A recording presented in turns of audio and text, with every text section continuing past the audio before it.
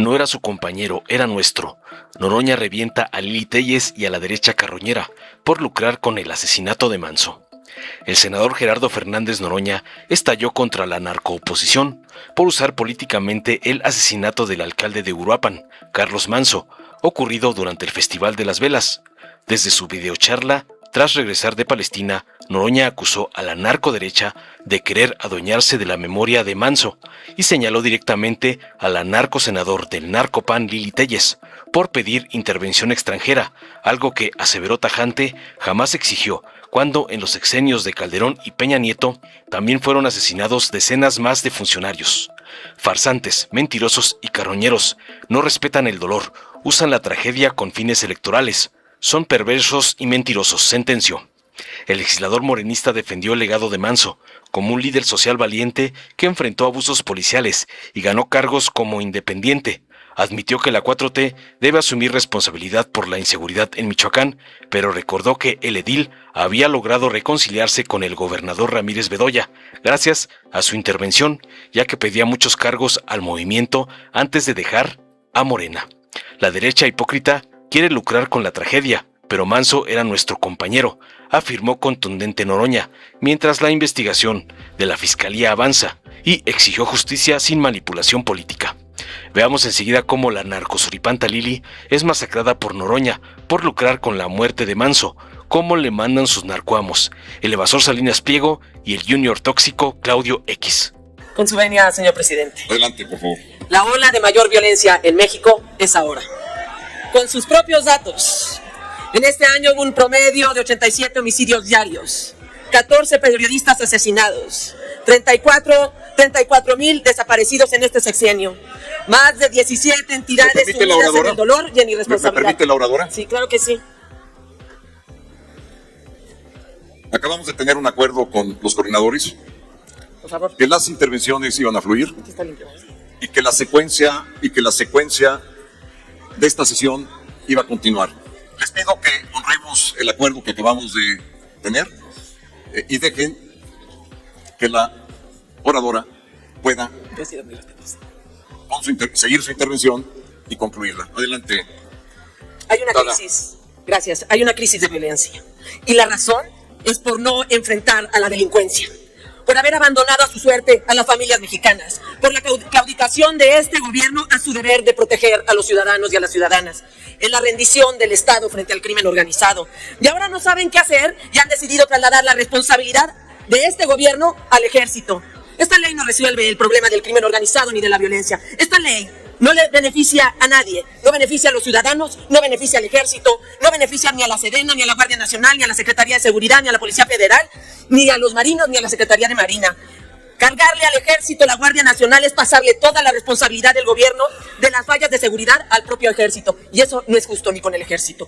Sí, todas sus irregularidades, sus errores y hasta sus pactos con el crimen los quieren esconder comprometiendo al ejército, al que han humillado, a cuyos integrantes mandan hipócritamente a zonas de violencia con las manos atadas, con la orden de no intervenir, los exponen y son humillados. Les dañan hasta su honor y cuando detienen a un criminal, les ordenan liberarlo. Ninguna autoridad civil los acompaña cuando 14 marinos mueren en el cumplimiento de su deber.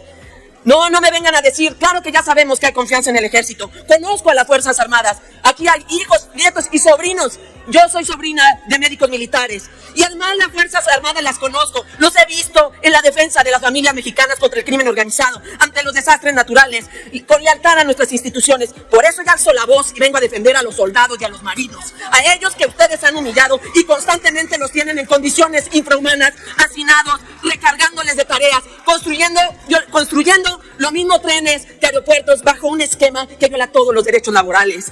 Miren, basta ver la exposición de motivos para que nos demos cuenta que esto no beneficia a nadie, porque lo que en el fondo quieren es debilitar más a las Fuerzas Armadas. Una Guardia Nacional de 113,000 miembros terminará por debilitar al ejército, que lo tiene que cuidar, que le tiene que dar operación. Y recuerdo esa declaración de un 30 de junio del 2019 de López Obrador, que dijo que por él fuera, no habría ejército ni marina. Citan a la Corte Interamericana, háganle caso.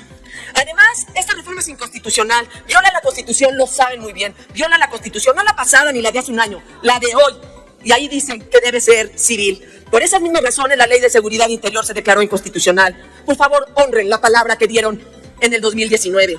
La propia exposición de motivos hace una referencia a que después de 5 años habría que revisar y valorar cómo estaba la Guardia Nacional y si podía seguir adscrita. Pues cumplen esa Constitución, porque ese transitorio también es el orden constitucional que debemos respetar. Además, la dispensa de trámites solo nos llevará a la declaración de inconstitucionalidad, y entonces si ustedes se van y dejarán un ejército litigando sus actos declarados ilegales, ¿qué más incertidumbre le van a dejar? Han fallado, son una decepción, una tragedia. La política de abrazos y no balazos está matando a los mexicanos. Y con ustedes se han achicado las calles y se nos han quitado libertades. La solución es fortalecer las instituciones de seguridad, y ahí debería estar el debate. Lo que queremos es fortalecer a la Guardia Nacional como algo civil, y por supuesto, que apoyar a policías estatales y municipales, para que también el ejército siga siendo ejército y la marina siga siendo marina. Muchas gracias. ¿En dónde empezó la tragedia? Empezó en Michoacán el 11 de diciembre del 2006, cuando Felipe Calderón decidió militarizar el país, pero no para brindar seguridad a los ciudadanos, sino para ser cómplice de cárteles a los que sirvió en el sexenio. Mal habido, porque hay que recordar que se impuso en la presidencia de la República, robándole la presidencia a Andrés Manuel López Obrador. Ahí empezó la tragedia, para que les quede claro. Pero no solamente eso, sino que las malas decisiones que se tomaron en esa fallida estrategia trajo consecuencias terribles que hoy en día todavía no se pueden parar. Esa es la memoria que deben de tener al venir a pararse esta tribuna y querer entorpecer el fortalecimiento de la Guardia Nacional. Hay que recordar en dónde está hoy el exsecretario de Seguridad Pública de Felipe Calderón. Esa fue una militarización con complicidad criminal. Utilizaron a algunos militares, engañaron a la Marina, engañaron al Ejército y los sacaron a las calles para defender intereses criminales que los llevaron al poder. Esa es la memoria que tienen que repasar y reflexionar los diputados de Acción Nacional. ¿Pero qué sigue? ¿Por qué surge la Guardia Nacional? Surge de la descomposición social, política, económica y de las corporaciones policíacas que ustedes solaparon, cobijaron y que dejaron enquistadas en todo el territorio nacional. Ante la descomposición de las corporaciones policíacas, de los órganos de seguridad, surge la Guardia Nacional como una fuerza emergente para tratar de detener la ola de violencia que ustedes generaron en complicidad con sus compañeros de partido, sí, señora Margarita Zavala, con sus compañeros de partido y con su esposo y con el gabinete que hoy está señalado en Estados Unidos de haberle servido a la delincuencia organizada. Es momento de tener voluntad política si queremos ayudarle a México, pero no la hay. No la hay porque están pensando en un proceso electoral del 2024 que seguramente los volverá a rechazar el pueblo de México. No han entendido que esa no es la vía para ganar el debate. No han entendido que eso no es la solución, que hay que ser solidarios con el Estado mexicano, que hay que ser solidarios con las instituciones de México, que hay que ser solidarios con las Fuerzas Armadas. Se quejan y cuestionan una militarización que no existe. No existe porque hoy las Fuerzas Armadas brindan apoyo civil en los desastres naturales. No existe porque la Guardia Nacional es quien apoya para combatir los incendios forestales, apoya para llevar las vacunas. Ahí está lo civil de la propuesta de la Guardia Nacional, para que no se equivoquen. Tenemos que sumar esfuerzos y no regatearle nada a la Guardia Nacional. Hoy, el comandante supremo de las Fuerzas Armadas, el presidente de la República, es producto de un proceso democrático. Es un civil que está al mando. Ahí está lo civil que ustedes están cuestionando.